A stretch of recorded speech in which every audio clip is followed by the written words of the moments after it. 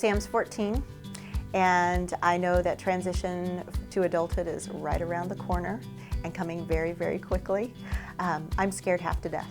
I don't know what's going to happen. It's another unknown journey for us, if you will. It's difficult to think about transition and thinking about, what is he going to do when I'm gone? That's something that no parent wants to think about. The idea of Thomas graduating from high school and transitioning to adulthood is scary for any parent, but I think when you have a child with something like autism disorder, you are always wanting to protect your kid and make certain that that goes as smoothly as possible.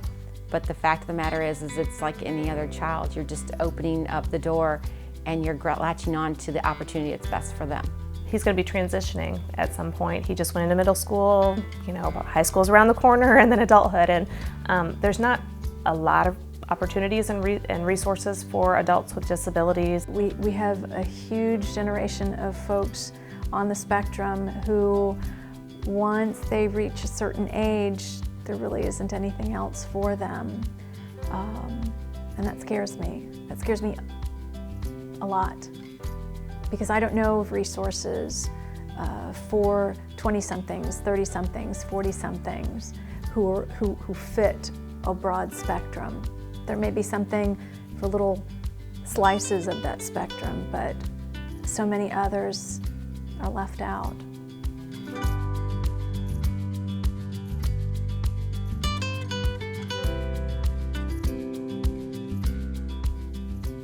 Preparing for post-secondary transition can be overwhelming for everyone involved.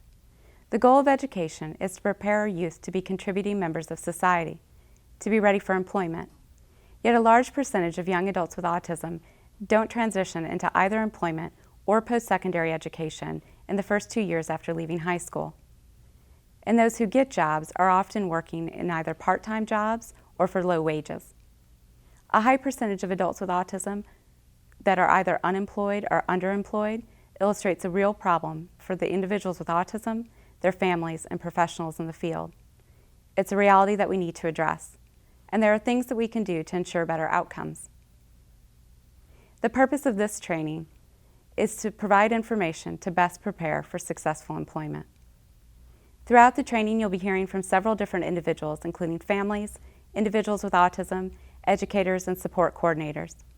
We'll focus on the following areas: the importance of starting the transition process early, what families can do at home, and what educators can do to support at school.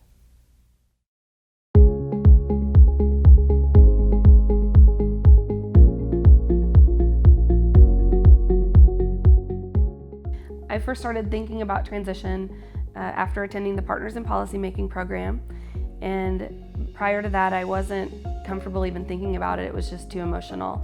But seeing in that program, we talked about what he would do with his life and what would he do after high school, and that's when I knew that I needed to start working on these things now so that he would be able to do them in the future.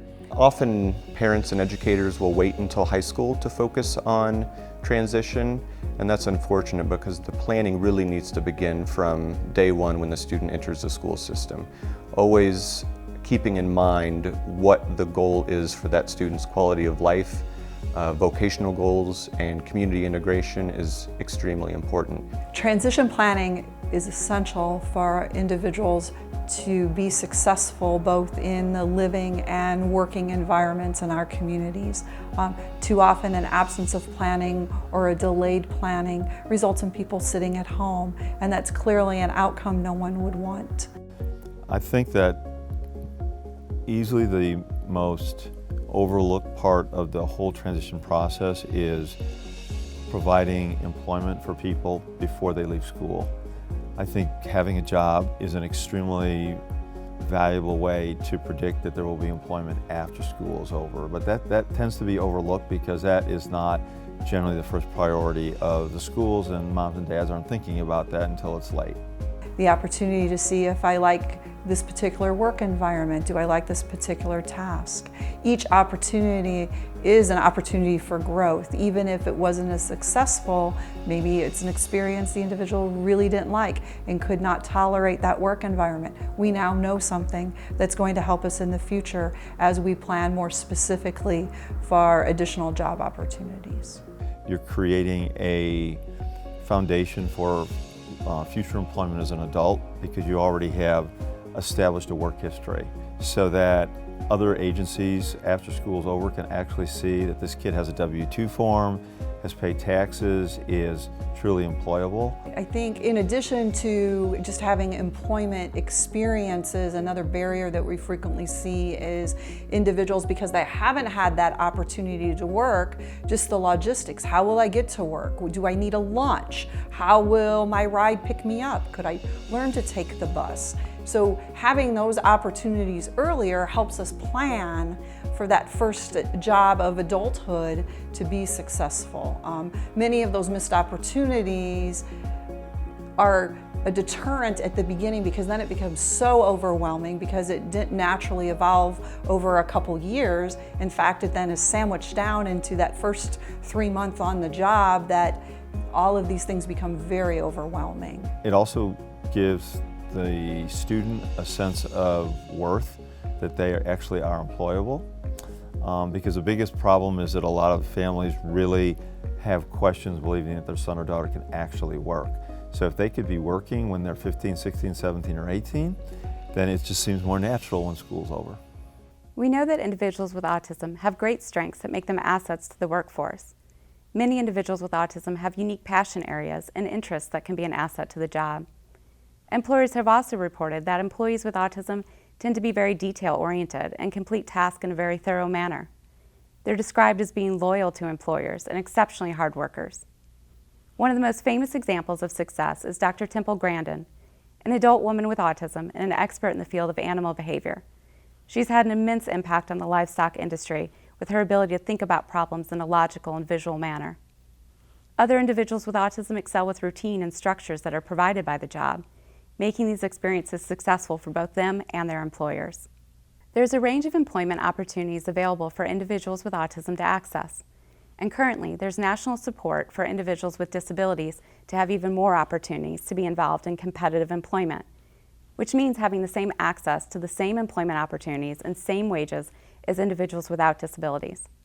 In the past, the option of competitive employment was not often explored for individuals with disabilities, and this limited the likelihood that they would be employed in full-time positions with competitive pay. The Workforce Innovation Opportunity Act, which went into effect on July 2015, seeks to improve services for individuals with disabilities by providing access to programs to support pre-employment transition services, and also services that support obtaining and keeping competitive employment. Agencies that support individuals with disabilities, such as the Department of Vocational Rehabilitation, have programs targeted for individuals with autism as they make transition from adolescence to adulthood. These services include work-based learning experiences and workplace readiness training. One thing that cannot be emphasized enough is that having employable skills goes much beyond academics. It's essential that programming early on focuses on what many refer to as soft skills. These are the social skills and daily life skills that are pivotal to post-secondary success. This includes things such as how to appropriately greet and respond to coworkers, how to problem solve, how to initiate and sustain attention to task, how to share one's point of view when it differs from someone else. And the lack of these skills can be a barrier to employment, both in initially interviewing and securing the job, and in being able to maintain a job once hired. Children with autism may not pick up on these skills from the natural modeling that occurs in our daily routines and interactions, and therefore they often require more direct instruction and supported practice to gain independence. The workplace can be very challenging for individuals with autism. There are a number of social skills and communication skills that are not directly taught in academic settings, but those skill deficits can really be a major barrier for students to be successful in the workplace. So for all students with autism, it's very important that they have job training and vocational experience while they're in school. Even for students who are on the track to attend university, job sampling, job exploration, and some specific vocational training can be very beneficial.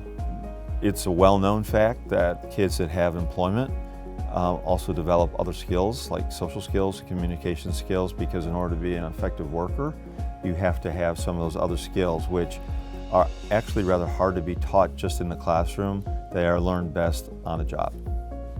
Recently we had family did everything right, did our summer work experiences, did job training when the individual was in high school, co-op program, but then had never really thought about, wow, this individual was not ever alone. They'd always been with school, they'd always been with their paid staff supports, or they'd been with family. Well, the first time they had to wait for a ride, they panicked because they hadn't had that experience. And not that I want every individual to have an opportunity that makes them panic, but the idea being that we really have to think about all of the supports that are required for someone to be successfully employed. And the more opportunities we have, the more we learn. And then that helps us then find that right job at the beginning that makes us successful, and we can build upon for that next job that we'll be even more successful at. We also know that we can't wait until the time of transition to begin thinking about the skills and accessing services. We really need to be thinking about transition beginning in those very early stages of development. It's never too early to start.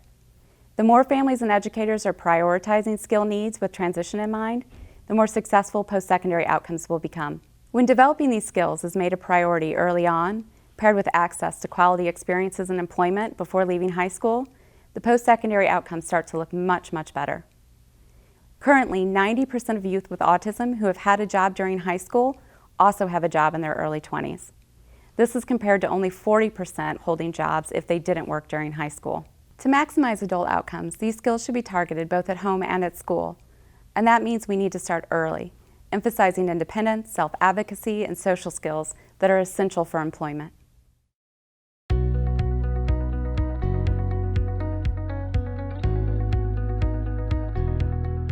In the transition planning process, it's crucial that parents and educators work together to reinforce what students are learning both at home and at school. Parents can help students learn important vocational and community skills by giving them responsibilities at home, things such as having an allowance and money management. When your child's in high school and thinking of transition, at that point you're in the middle of it. You really need to be very focused in on what is their view of where they want to live, where they want to work, how they're going to access the community. Will they be able to drive? Will they need to learn to ride the city bus? Will family be the ones that provide transportation for them down the road? And gaining those skills and exploring those options. Being mindful, of course, that we don't want to peg them in a hole that might not fit for them, but continuing to explore, but also having kind of your eye on the prize. Where are we headed? If we don't have a plan, then the path is going to be very erratic and we're all going to be frustrated. Things that we have tried to do at home is to always be open to talking about whatever he might want to try to do and keep him involved in what he's capable of doing. He's done a lot of Special Olympics activities, and that's involved him traveling on his own without us going at times to let him learn that, to be responsible. I think we've always tried to encourage him to be involved in his church groups, and if he wanted to go anywhere or do anything, we were willing to, take him since he's not driving and push him on the bus. He's learning the bus system right now. I think definitely by high school we would want some, independence in personal care needs, independence in getting ready, getting up in the morning. Also thinking about how will they navigate the community, who will be scheduling things for them. Do they know how to schedule an appointment? Do they know how to schedule a ride if that's what's needed? Really making sure that you've touched upon all the things that are needed, so when you get to that formal transition planning related to what exactly does this next step look like, you have a strong foundation and they're self-aware of what their needs are, what their likes and interests are, and then we can be more precise in our planning that then will lead to employment success and living success. Parents, guardians, and family members are essential in helping develop employment readiness skills. From an early age, there are things that families can do at home and in the community to help prepare their child to have a successful transition to employment. One key thing to focus on is developing self-determination. This means that someone has the opportunity and ability to make choices that direct their life in a way that makes them happy and brings them satisfaction.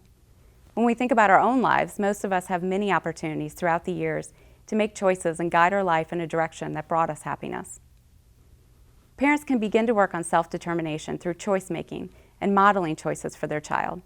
By providing multiple opportunities for your child to make choices throughout the day, you're not only encouraging appropriate communication skills, but also learning about their preferences and interests.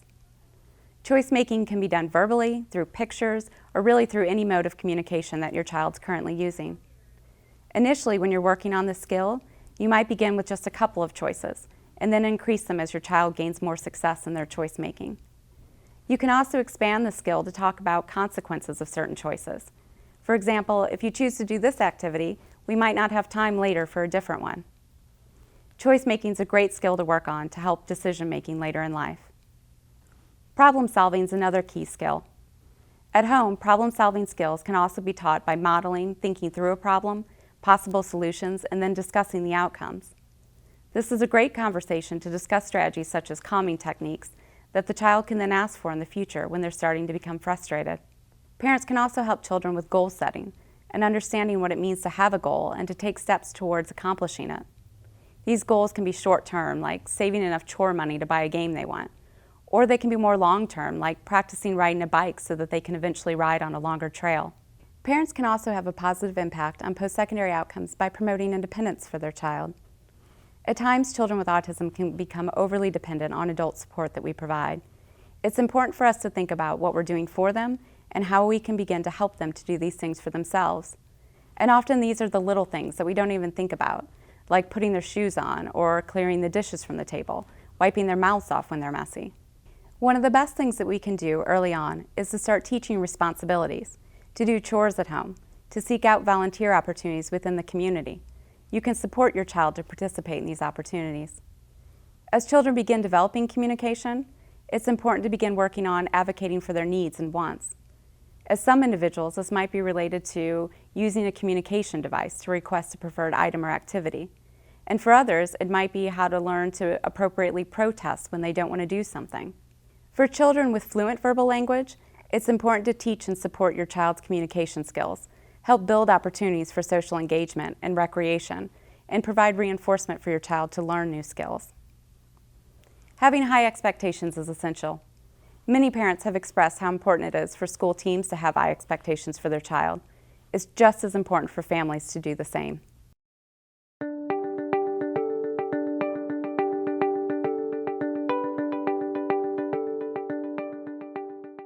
We'd like to introduce you to Isaac Welch and his mother, Janet Welch. Isaac is 18, recently graduated from high school, and is currently in the workforce. Isaac and his mother are going to share some of their experiences through this transition process. They're going to share about Isaac's experiences in high school, his vocational preparation program entitled Seamless Transition Through Enhanced Partnership, or the STEP program.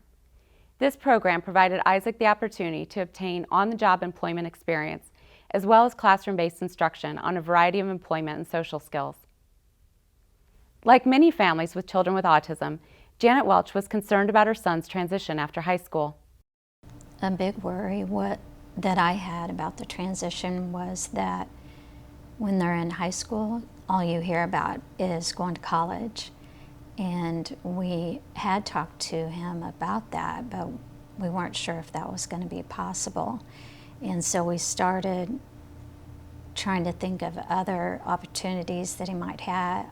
There really aren't that many pieces that for kids into high school going on.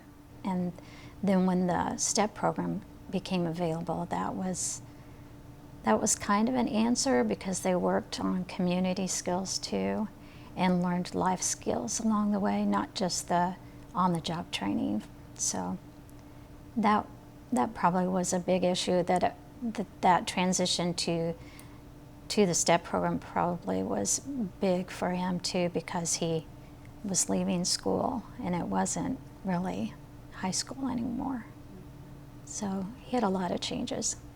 The end of my sophomore year, I think, when I wasn't doing well, that kind of motivated me, you know, I didn't really care about school, and I let my parents down. But I really think that that changed me. It made me, then I came here my junior year, And that absolutely changed my life around. I was able to change my life around and make my parents proud again. The STEP program is mainly, it's at Boone Hospital. You go in there, you get to pick what job you want, and you work at it. It's kind of like a regular job, but you're unpaid. The job I had was in patient support, and I loved it. I mean, I moved the equipment around, they said I did a lot of the small tasks. Isaac not only learned employment skills, but also practical life skills through his work experiences. In the STEP program, he had some situations where he had to deal with adults who weren't very nice, and he's learned that, you know, you don't always know the reason that somebody might be rude to you or not like you or get along with you, and you just go on, and we've always taught him to do his best. We've always been proud of everything he's done. Isaac also sought out additional employment experiences prior to his enrollment in the STEP program. The summer before, I worked in Life and Works at Boone County Family Resources. I was on the clean crew and the landscaping crew. And that kind of helped me, you know, kind of see what it was going to be like. And then I stopped after I got the internship, accepted the internship there. Because of the opportunities that Isaac and his family sought out during high school programming, he's been able to obtain a job that he enjoys right after graduation. I work at Missouri Cotton Exchange. It's a t-shirt factory where they make customized decals on t-shirts. My main responsibility there is to clean. Clean the screens after they're done, pull tape, or take the trash out. Some of the simple stuff, but now they've really started putting me on the machine and teaching me how to do them, how to do the shirts. But really, I just like hanging out with all the coworkers. You know, they've been inspirational. I'm the youngest of them, but they've all had some sort of issue. But they're still some of them are some of the nicest people you would ever meet. I would say absolutely seek opportunities like the STEP program, because that can really help you. Because I think that the STEP program for me is the reason I'm doing well at Missouri Cotton Exchange. If I didn't have that experience going to Missouri Cotton Exchange, I don't think I would be working. Isaac and his mother also acknowledged the support from others that have helped him have a successful transition. They warmly remembered many of the educators that have worked with Isaac, as well as the impact his family members have had on him. So having someone who knows your case, knows what you've gone through and what, you know him as a person, that is helpful. They cared, that they knew I had a disability, autism and ADHD, but they still treated me like a regular kid, as a regular student, without autism or ADHD. If I had an issue that came up, I could talk to them about it. If I needed a place to cool off, I'd go to talk to them. They were just so incredible and so great that I was able to do that. I had a lot of support from my family and my friends, and they were so supportive. And I look at a lot of the issues I had; those were just motivators too. I look at the stuff I did in my sophomore year, and I think, if that all hadn't happened, that's kind of the reason because if it hadn't had that negative side, I wouldn't have had a reason to be in the program. So this was kind of, I think, changed and helped my life, basically. He's done okay. He's spoke up when he needed to speak up too, and been a whole part of where he's at right now. Is he's put in a lot of work, and we've always encouraged him to do his best, and that's what he's been doing.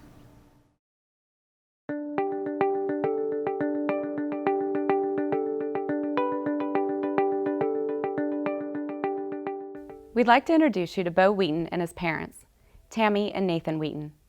Bo is currently in elementary school, and his parents are already thinking ahead to his transition from school. Bo's family will share their experiences and their current desires for Bo as they think long-term to his life as an adult. Bo is 11 years old, and he has severe autism. He has self-injury and aggressive behaviors. He spent 7 months in a treatment facility to address his self-injury, so he currently wears arm restraints full-time. So one of the things that we think about are his self-injurious and aggressive behaviors, and how that's going to look going forward, and making sure that he's safe so that when we do have to think about placement, that they will be okay to accept him because of his behaviors. We started using the picture exchange communication system when Bo was 2, and he quickly learned how to discriminate between pictures. And now we have moved to a communication device, the Nova Chat, and he's doing really well with it. He's probably only had it for about a month, and he can communicate the things that he's highly motivated to tell us. Ice cream. Any food, his drinks, chocolate milk, to go outside, to go swimming, to take a shower, just things that we know that he really enjoys doing. Those are the things that he can tell us right now on his device, even after having it only for a short time. Like many families, the Wheatons have worries about their child's transition. It's difficult to think about transition and thinking about, what is he going to do when I'm gone? That's something that no parent wants to think about. And so that's why I think it's important to focus on it now, because if I know that he's in a place and I'm going to visit him on a regular basis, and then, one day we just won't be able to go back, or we don't go back. So that's just a hard thing to think about.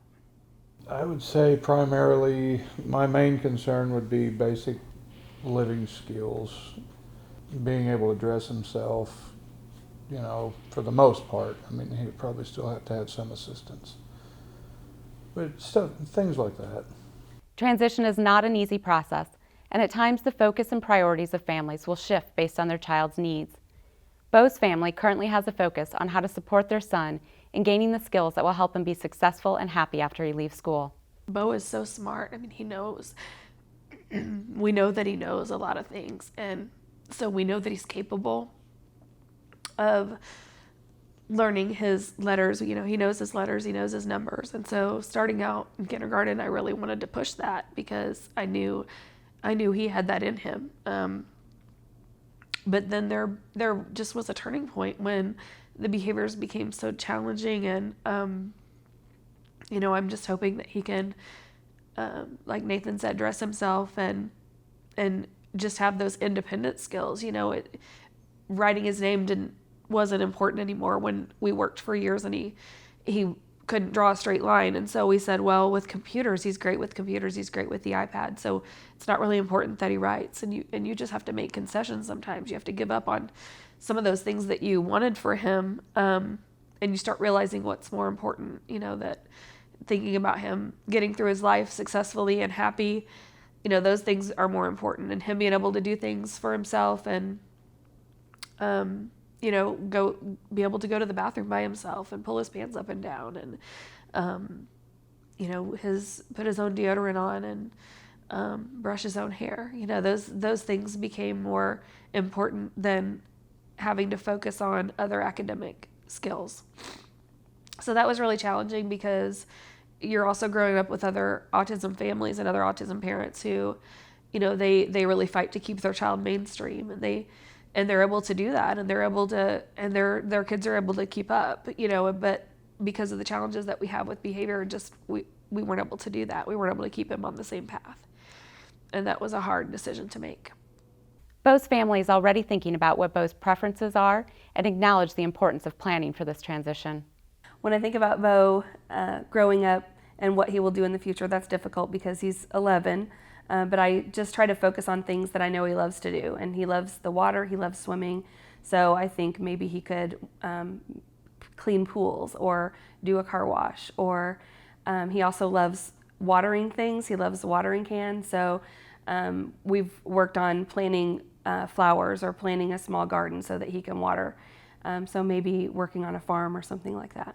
I absolutely think that him having some type of activity is going to be critical. I want him to always be engaged and feel like he's productive and he's doing something and something with purpose. Bo's parents have been focusing on building his independence with daily living skills and communication skills as a part of his transition planning. To prepare for transition is challenging because he does wear the arm restraints full time, so he's limited with his mobility of his arms at times.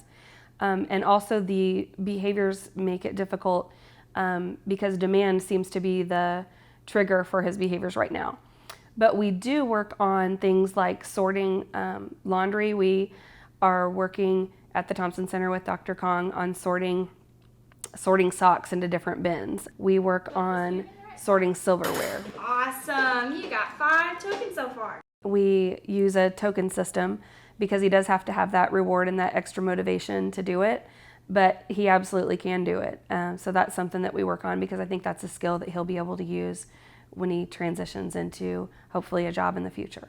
Because of the challenging behaviors that he has, I think the more that we can improve his communication, the less his behaviors are going to be when he's able to tell us what he wants and how he's feeling. So we're always working on communication is very important to me. I think the small steps that we're working on now are important, because Bo has to learn everything in very small increments and in small doses. It takes so much practice just to learn one skill, and anything that we can do now is going to help him in the future. I think about when he was 2 and he was first starting PECs and how far that we've come, and had we not worked on those things, 10 years ago, would he be able to communicate with us the things that he does now? So when I think about when you see him sorting silverware or sorting laundry, and it's not going to look perfect, but because it's going to take that repetition and that continued practice, and I know looking down the road, he will be able to do those things, and it's going to look much more appropriate than what it might look today. Even when skill development involves small steps, Tammy and Nathan celebrate each of Bo's successes with him. Bo has always taken baths until recently. We were redoing his bathroom and he had to take a shower. And we discovered that he absolutely loves taking a shower, and I think it's because he's alone in there and he's independent. The first couple of times he would peek out to see if we were there, but now he doesn't even peek out anymore. I think he wants to be left alone in the shower. It was encouraging for me to see him just wanting to be alone, because he always has a personal assistant with him. He has someone within arm's length almost 24 hours a day. So it was nice to just see him enjoying that and standing in the shower with the water running down and not having to have anybody else around. These efforts are not isolated to the home. Tammy and Nathan work very closely with Bo's school on his goals. I think collaborating with the school on transition is really important. I think doing it as early as possible is definitely something I want to work on. Thinking about these things now when he's getting ready to go into middle school, I want to make sure there's things in his IEP that the school will begin working on, such as the sorting and the things that we're doing at home, and thinking about, what do we want him to be doing in the future, and let's start working on that while he's in middle school, so that he will be confident and he will be able to do things appropriately when it's time.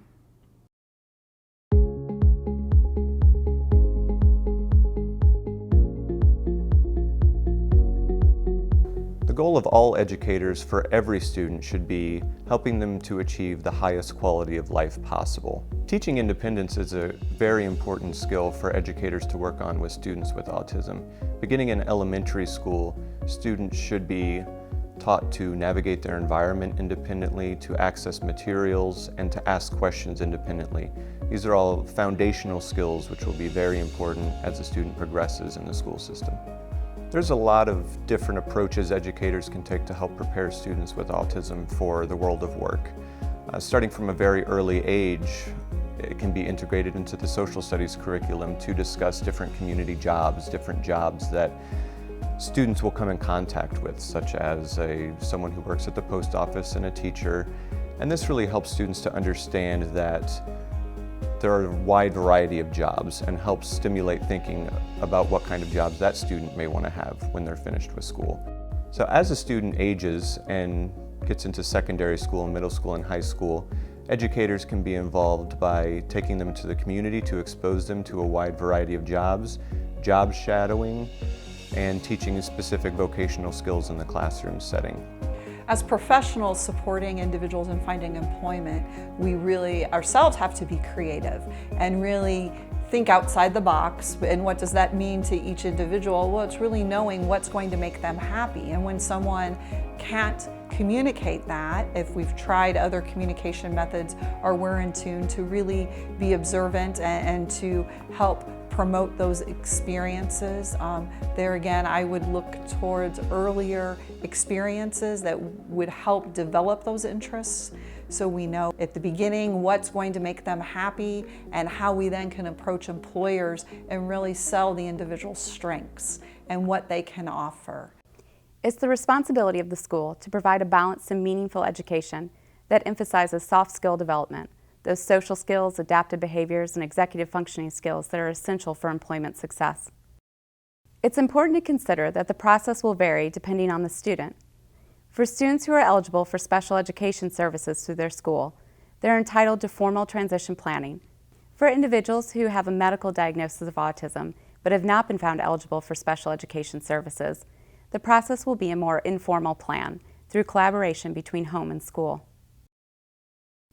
The following information will focus on the formal transition planning process provided through special education services in the public schools, through the Individuals with Disabilities Education Improvement Act. Schools in the state of Missouri and in many other states are not mandated to consider transition needs of the student in the individualized education program until the age 16, though it's widely accepted that we should not be waiting till 16 to be planning for post-secondary employment. The creation of a transition plan should be a collaboration between home, school, community agencies. It should result in outcomes that are oriented to goals that are based on the student's strengths and areas of need. The emphasis should be on instruction and service needed for educational programming. This starts with a comprehensive evaluation plan that examines all areas of functioning. For students with autism, it's essential that evaluation information around transition age include assessments that gather information in the following areas: to explore interest, to examine student skills and aptitudes, to examine skills and abilities and specific work experiences. This information can help the team better understand the student's strengths and areas that are needed for goals to target throughout school before graduation. Based on these assessments and other evaluation information, the team will work together to develop a transition plan within the individualized education program. The transition plan should guide programming decisions for the IEP, and not just be a summary of the programming that's already occurring. The transition plan should include targets of skill development and support services to provide, as well as coordinate information across home, school, and community agencies. It's important to keep in mind that special education services should focus on much more than just academic achievement. For this reason, we recommend that the transition plan be completed first in the IEP process. This way it can guide the development of the IEP and make sure that the focus is kept on those softer skills that are really essential to employment. Two key components that should be included in all transition plans are direct instruction and job experience. And keep in mind that transition plans are not meant to be set in stone. They're used to guide the discussion of transition and help set goals to move forward. As the student gains experience and strengths are enhanced, the transition plan will evolve with new goals to reflect this. Progress should be monitored and changes should be made as applicable throughout the year.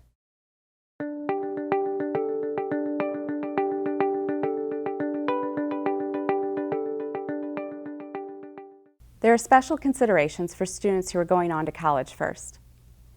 We have to teach our students that they need to self-identify to the Office of Disabilities in order to receive protections under the Americans with Disabilities Act. The protections under ADA are different from those under the Individuals with Disabilities Education Act. The accommodations and modifications that may have been utilized in the IEP throughout elementary and high school years may no longer be protected under ADA. For example, in high school, your child may have received an accommodation to have a reduced assignment in certain classes, but that wouldn't be protected under ADA. An important step in self-advocacy is to review the specific accommodations and modifications in your child's IEP with them. Make a plan to visit or speak with a representative from the college campus Office of Disabilities to gain an understanding of which accommodations may continue to occur and which ones need to be faded over time.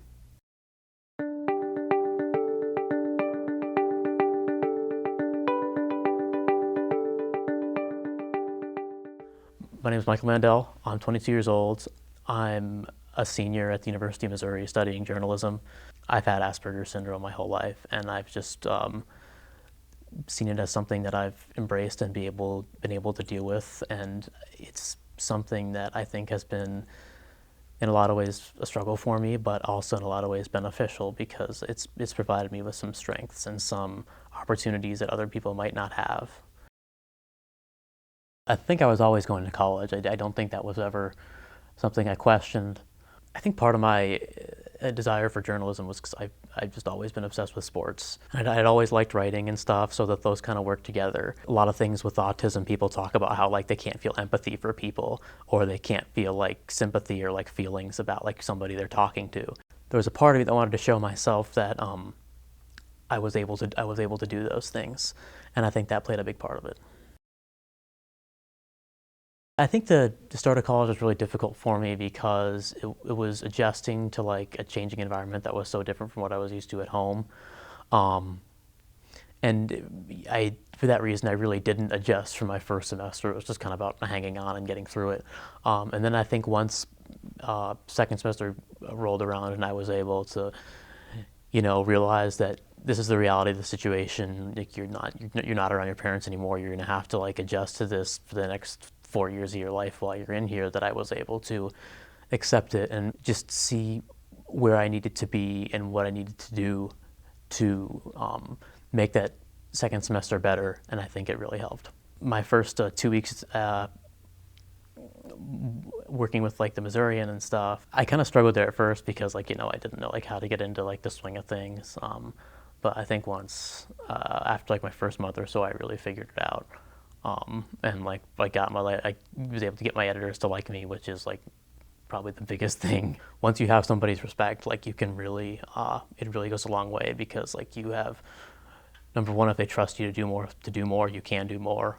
You can take more risks. I think that's something that my professors have stressed to us, that like this is the only place you can take risks.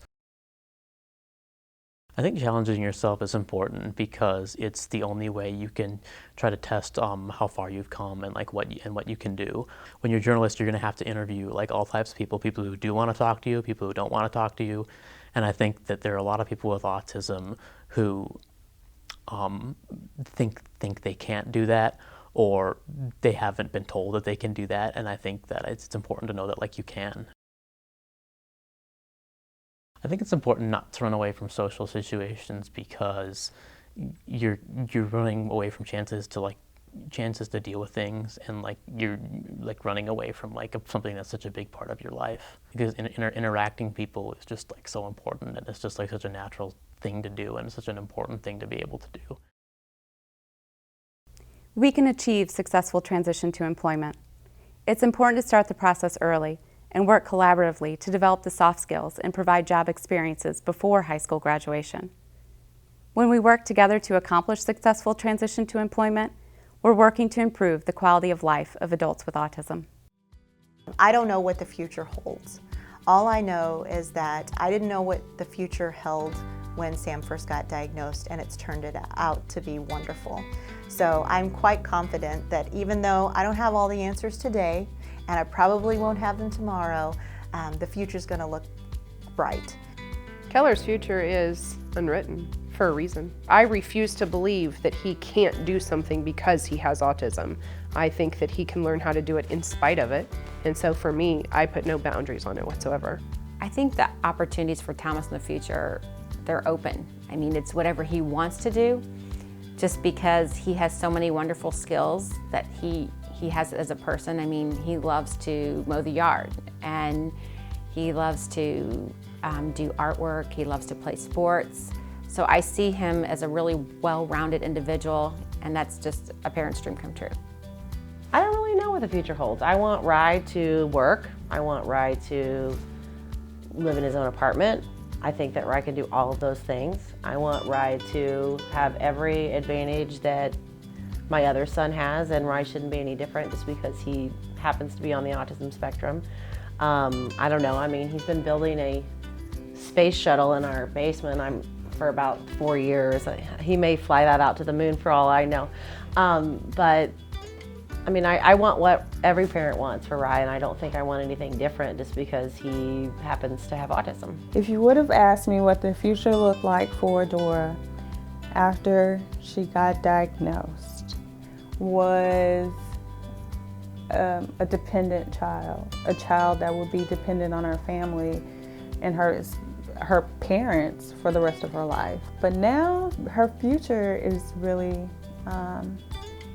I believe, is as bright as she wants it to be. Every step you take in life is going to get harder. But you can't stop.